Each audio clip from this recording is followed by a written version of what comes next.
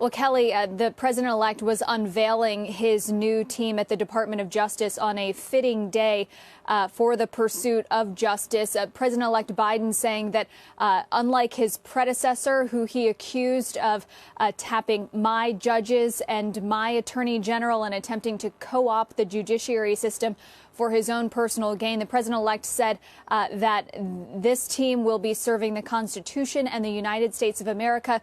And Biden saying in a forceful repudiation of the president's approach to the Department of Justice, no president is above the law. But he did stop short of what his Democratic colleagues in leadership on Capitol Hill have been calling for at the very same time, with, as you mentioned, the soon-to-be Majority Leader Chuck Schumer calling for the immediate removal of President Trump from office, now echoed by House Speaker Nancy Pelosi. And they are speaking roughly at the same time as the president-elect talking about that. So certainly we did see the president-elect stop short of making that same call, even as he did come out swinging against President Trump for his role in the actions that we saw yesterday. Kelly?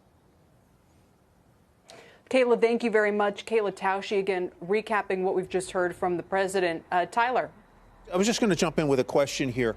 There's been talk on the one hand of invoking the 25th Amendment, which has a variety of procedures associated with it.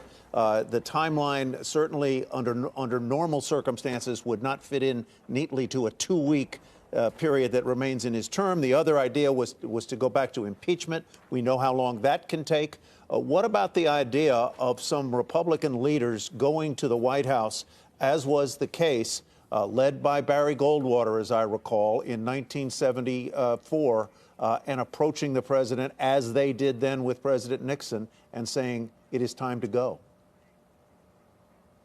Well, Tyler, it's unclear that there is enough of a brain trust who shares that exact emotion, willing to deliver such a message of uniformity and uniform disdain for those actions. At this point, we've seen throughout the Trump administration, one of the hallmarks is this marketplace of ideas, these various warring factions within the administration. And even in my reporting about the discussions around the possibility of invoking the 25th Amendment that have been happening for the last 24 hours, there was not agreement, even among staff, about how to proceed here.